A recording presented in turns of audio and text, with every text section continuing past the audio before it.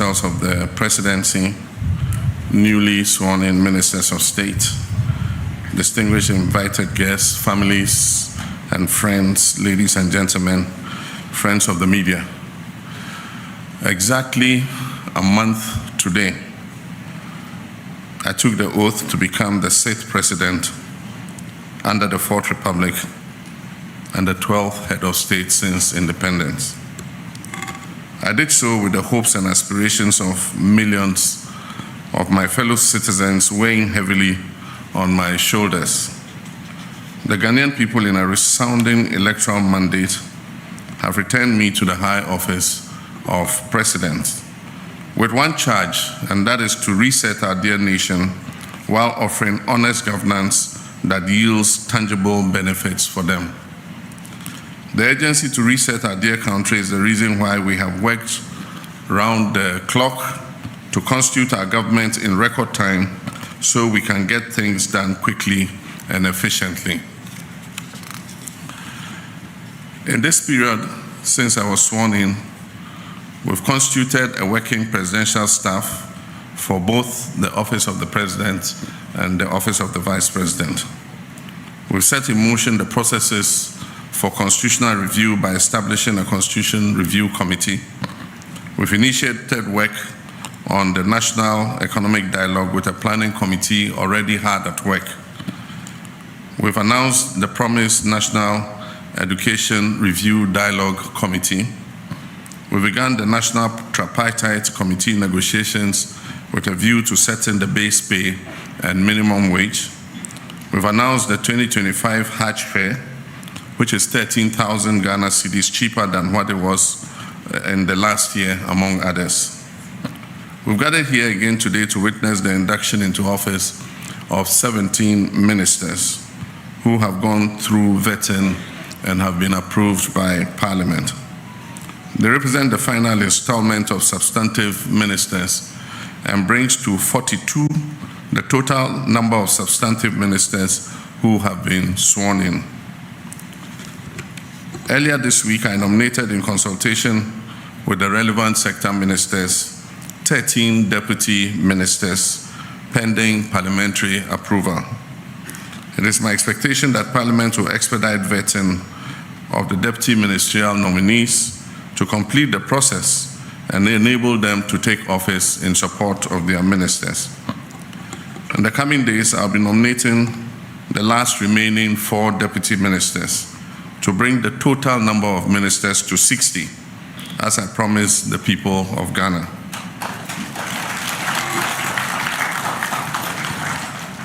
Indeed, we have proven that it is possible to have a lean and efficient government, but that is the easiest part of the job. An efficient government will not make itself. It requires strategy, creativity, innovation, intentionality, and hard work. And I therefore expect nothing but the very best output from all of you. To the 8 of you who will be serving as regional ministers, remember that the people in your regions look up to you to deliver on the promises made during the last campaign, in which you played active roles. How you conduct yourselves will either reflect positively or negatively on this government, and I expect that you will dig deep into your reserves to meet the expectations of our people. In addition, I've just sworn in 9 sector ministers whose performance will be key to the success of this government and the rapid development of our country. The Honorable Kwabena Minta Akando goes to the Ministry of Health. It will be your duty to supervise a health sector that is plagued by numerous complex challenges with regards to personnel and health facilities, but also in dealing with any possible pandemics like COVID-19, which can disrupt our very existence if they break out again. You therefore have the task of proofing all Ghanaians against effects of such disease and ensuring that our health system is robust and resilient to withstand such crisis. As Foreign Minister, Honorable Okudzato Ablakwa, you will have to bring the same dynamism and commendable work ethic for which you are known to navigating the complex maze of international diplomacy in a fast-shifting geopolitical environment. I have every intention of taking you up on your word regarding economic diplomacy, which will be crucial to repairing our reputation as a nation following the disastrous economic crisis that led to a loss of confidence in our economy by the international investment community. With climate change becoming an ever-pressing issue, I look forward that you, Honorable Alhaji Baba Isifu Seidu, will bring your wealth of experience and exposure to bear on our efforts as a country to contribute to the global efforts to combat it. I've made drastic changes to government information dissemination machinery, and I've picked you, Honorable Felix Kwachio Fosu, to lead the effort as Minister of State for Government Communications to modernize and sharpen how this government interacts and interfaces with the Ghanaian people.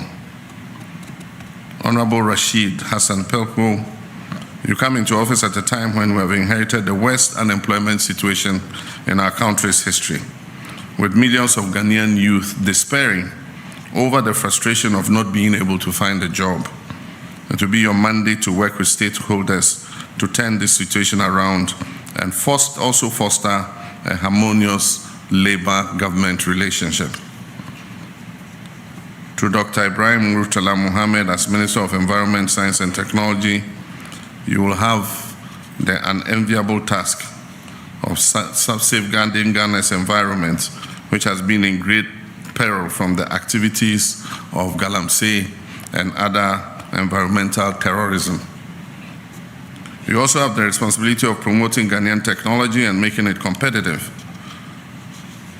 Ghana's communication sector has seen incremental growth over the last few decades, and you, Honorable Samuel Nate Jata George,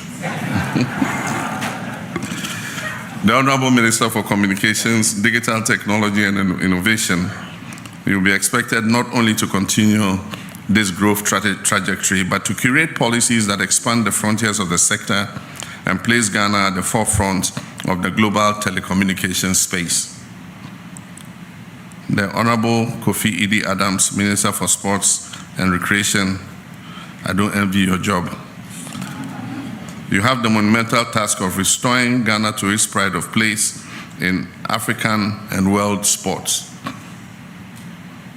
The shambles that is Ghana sports today is completely unacceptable for a country with our pedigree, and I expect that you inject transparency, professionalism, and modernity into the management of the sector. I expect that you will concentrate on building up all the sports disciplines, and I know the Ghana Football Association would be a good place to start, to work to make sure that we return Black Stars to its glory days. And finally, with Honorable Joseph Bukari Nikpe, Minister for Transport, you are charged with the task of building on past progress in the transport sector to guarantee swift movement of people and goods through a modernized rail, aviation, and marine transport. I have no doubt that all of you are poised to work tirelessly to improve the lot of Ghanaians in your respective sector based on your experience and your competence. I must, however, remind you of the same caution I sounded to your colleagues who have already taken office, that the hallmark of this government will be modesty and respect for the Ghanaian people. There will be no room for arrogance and pomposity in this government. The resources that you'll be working with belong to the Ghanaian people who put us in office. Those resources are not to be wasted on opulence and extravagance. I've asked the Chief of Staff to write to all government appointees that I've imposed a ban on non-essential travel forthwith to cut down expenditure. Any travel that is deemed essential and necessary must be cleared first with the Office of the Chief of Staff. And such travels will have to be undertaken in modesty, no first class.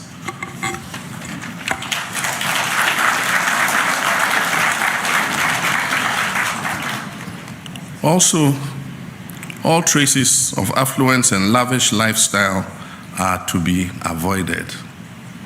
The people of Ghana are enduring difficult times occasioned by hardships resulting from the economic mismanagement of the last 8 years.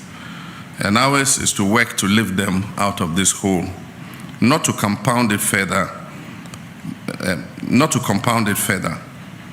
On Monday, I'll be receiving the report of the committee I set up to prepare the way for the implementation of Operation Recover All the Loot, oral.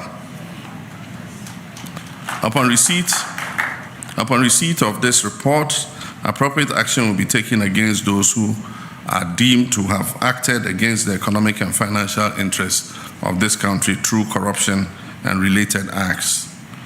While it is all well and good to hold past office holders accountable for their actions, it is even better to prevent the incidence of corruption in the first place.